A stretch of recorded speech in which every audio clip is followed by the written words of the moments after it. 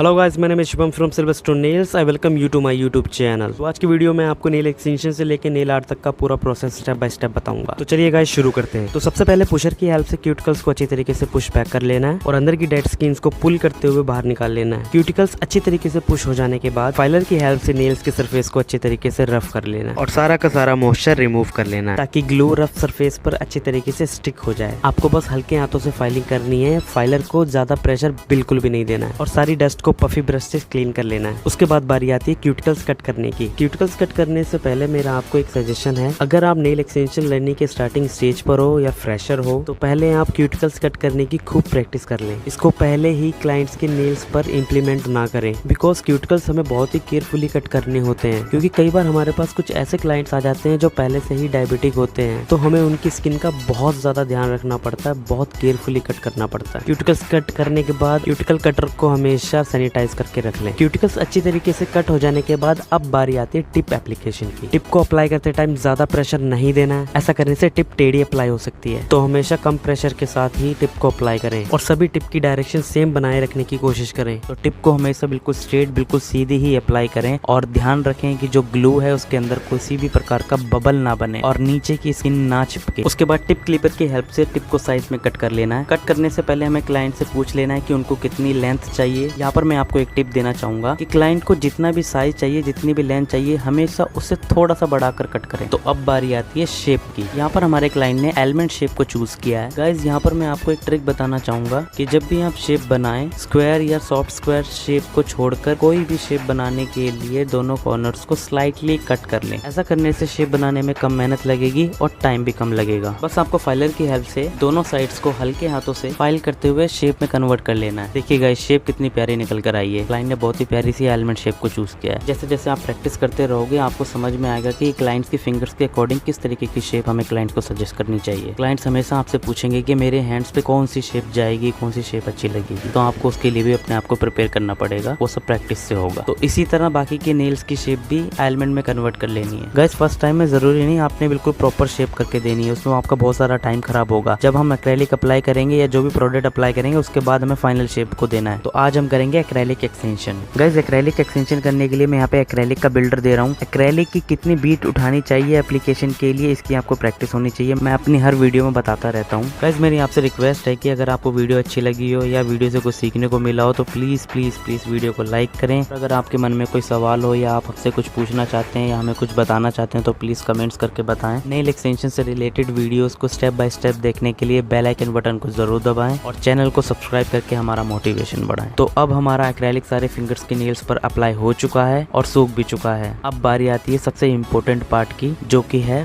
Filing. Guys filing करने से पहले आपको एक चीज को समझना है, जो हमारा फाइलर होता है उसकी दो साइड्स होती हैं, एक सॉफ्ट साइड होती है और एक हार्ड साइड होती है। तो जो हार्ड साइड होती है तो उसको एक्रेलिक के ऊपरी सरफेस पर यूज करना होता है ताकि जो भी डंट्स एंड बम्प्स उबड़ खाबड़ बना हो वो एकदम सॉफ्ट हो जाए और सरफेस एकदम फ्लैट एंड एपेक्स दिखे। और जो सॉफ्ट साइड होता है उसको हमेशा क्यूटिकल एरिया पे फाइल करना होता है ताकि क्यूटिकल के साथ की जो स्किन है उस पर कोई कट ना लगे। हार्ड साइड का अगर हम यूज करेंगे क्यूटिकल एरिया पे तो वहाँ पे कट लगने के ज्यादा चांसेस होते हैं। अच्छी तरीके से फाइलिंग हो जाने के बाद और सरफेस सॉफ्ट हो जाने के बाद अब बारी आती है नेल पेंट एप्लीकेशन की। जितनी फिनिशिंग से आपने फाइलिंग की है उतनी ही फिनिशिंग से आपको नेल पेंट अप्लाई करना है। नेल पेंट एप्लीकेशन करते टाइम आपको ध्यान रखना है जो हमारा क्यूटिकल एरिया होता है वहाँ पे 1 हेयर, एक बाल का गैप छोड़ना है और ध्यान रखना है कि जो आपका नेल पेंट का ब्रश है वो आपकी स्किन से टच ना हो। ऐसा हो जाने पर पूरे के पूरे डिजाइन में अनफिनिशिंग आ जाएगी। तो गाइज यहाँ पर हमने नेल पेंट को अच्छी तरीके से फिनिशिंग के साथ अप्लाई कर दिया है और अब मैं यहाँ पे मैट टॉप कोट अप्लाई करूंगा। आप सोच रहे हो guys matte top coat apply क्यों कर रहा हूँ? टॉप कोट तो बिल्कुल लास्ट में अप्लाई करते हैं, चाहे वो मैट हो चाहे ग्लॉसी। बिल्कुल सही है गाइज, टॉप कोट हमेशा लास्ट में ही अप्लाई होता है, लेकिन मेरा यहाँ पहले ही मैट टॉप कोट अप्लाई करने का रीजन यह है कि आज मैं बहुत ही फाइन ऑर्चिड नेल आर्ट करने जा रहा हूँ। ऑर्चिड फ्लावर्स होते हैं उनको मैं बनाऊंगा। ऑर्चिड फ्लावर्स की जो पेटल्स होते हैं और जो उनकी डंडियां होती हैं उनको ड्रॉ करने के लिए सरफेस बिल्कुल रफ, बिल्कुल मैट चाहिए होता है ताकि जो हमारा ब्रश है उसकी निप अच्छे से डिजाइन को ड्रॉ कर सके। और जब कभी हम फाइन नेल आर्ट किसी ग्लॉसी नेल पेंट के ऊपर डायरेक्ट ड्रॉ करते हैं तो जो हमारी डिजाइन की पतली पतली लाइंस है वो फेदर होना स्टार्ट हो जाती हैं। नेल पेंट के अंदर भी जेल होता है। हाँ, अगर आपकी नेल आर्ट ज्यादा फाइन नहीं है तो फिर आप ग्लॉसी नेल पेंट के ऊपर कर सकते हो। ये बस एक ट्रिक है जो मैं आपके साथ शेयर कर रहा हूँ। तो चलिए गाइस अपनी नेल आर्ट को कंप्लीट करते हैं। फ्लावर के पेटल्स बनाने के लिए मैंने पहले डॉटिंग टूल से डॉट्स रखे हैं। उसके बाद हमें कोई 3D ब्रश या कोई ऐसा ब्रश लेना जिसकी निप हो बिल्कुल पॉइंटेड, उसको एसीटोन में डिप करके हल्का सा और उस पर टैप टैप करके आपने डॉट्स को फैलाना है, फेदर करना है ताकि वो फ्लावर के पेटल्स में कन्वर्ट हो जाए। जहाँ जहाँ पर आपको पेटल्स बनाने हैं आपको पहले वहाँ पे डॉट्स रखने और उन डॉट्स के साथ अपने आर्ट ब्रश की बिल्कुल पतली निप का यूज करते हुए लाइंस ड्रॉ करनी है। नेल आर्ट भी अपने आप में एक बहुत ही इंपॉर्टेंट फैक्टर है नेल एक्सटेंशन के प्रोसेस में, ये आपको आनी चाहिए। और ऐसा बिल्कुल भी नहीं है कि आपको नेल आर्ट पहले से ही आनी चाहिए। मैंने कई बार देखा है लोग कहते हैं कि नेल आर्ट करने के लिए आपको पेंटिंग आनी चाहिए या आपको स्टार्टिंग से इसमें इंटरेस्ट होना चाहिए। ऐसा बिल्कुल भी नहीं है गाइस, सब कुछ प्रैक्टिस पे डिपेंड है। नेल एक्सटेंशन भी, नेल आर्ट भी। स्टार्टिंग में आपको प्रॉब्लम्स आएंगी, दिक्कतें आएंगी, लेकिन करते करते आपको खुद नहीं पता लगेगा कि आप कितने परफेक्ट अपने आप हो गए। बस इनके कुछ गोल्डन रूल्स हैं जो मैं आपके साथ जरूर शेयर करूंगा, लेकिन प्रैक्टिस आपको ही करनी पड़ेगी। तो देखिए गाइस, फ्लावर्स के पेटल्स को बनाने के लिए और उनको फेदर करने के लिए 3D ब्रश को एसीटोन में हल्का सा वेट किया है एंड जो डॉट्स थे उनके ऊपर 3D ब्रश की बिल्कुल पॉइंट वाली जगह जो होती है, बिल्कुल पॉइंट, उसका टैप टैप करके उनको फेदर करने की कोशिश कर रहा हूँ। आप देख पा रहे हो जैसे जैसे मैं उनको टैप कर रहा हूँ वो अपने आप फेदर होते चले जा रहे हैं। ये बस एक ट्रिक है, कुछ रूल्स हैं, कलर कॉम्बिनेशंस हैं एंड सबसे इम्पोर्टेंट आपकी प्रैक्टिस है। इन सब के बाद डिजाइन आपके सामने है। धीरे धीरे देखो फ्लावर्स बनने स्टार्ट हो गए हैं और पर्पल एंड नेचुरल पिंक का कॉम्बिनेशन निखर कर सामने आने लगा है। गाइस, जब भी आपकी डिजाइन एक बार क्रिएट हो जाए तो उसको LED लैंप में कम से कम 30 सेकंड्स तक क्योर जरूर कर लें एंड उसके बाद टॉप कोट अप्लाई करके 60 सेकंड्स तक क्योर कर लें। टॉप कोट लास्ट में अप्लाई हो जाने के बाद नेल आर्ट कंप्लीट हो जाती है। फ्लावर्स की डंडियां जो है उनको हाईलाइट करने के लिए मैंने ब्लैक कलर का यूज किया। जब हमारी डिजाइन बनकर रेडी हो जाए उसके बाद हमने ग्लॉसी टॉप कोट का यूज करके पूरे के पूरे नेल आर्ट को सील करना है और LED लैंप में 60 सेकंड्स के लिए क्योर करना है। गाइस, इस बात का आपको ध्यान रखना होगा कि जब आपकी नेल आर्ट कंप्लीट हो जाए उसको एक बार अच्छे तरीके से चेक कर लें, देन इसको टॉप कोट से सील करके LED लैंप में 60 सेकंड्स के लिए क्योर करा दें एंड अब लुक आपके सामने है। ध्यान रखने वाली बात इसलिए जरूरी है क्योंकि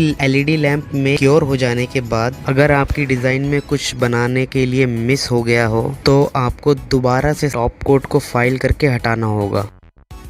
आशा करता हूँ गाइज आपको डिज़ाइन पसंद आई होगी और अगर वीडियो अच्छी लगी हो और उसे कुछ सीखने को मिला हो तो प्लीज़ वीडियो को लाइक कर दीजिएगा, चैनल को सब्सक्राइब जरूर कीजिएगा, बेल आइकन के बटन को दबाना ना भूलिएगा और सबसे इम्पोर्टेंट, कुछ भी समझ में ना आया हो, कुछ पूछना चाहते हो या कुछ बताना चाहते हो, कमेंट्स करके ज़रूर बताइएगा। Thanks for watching.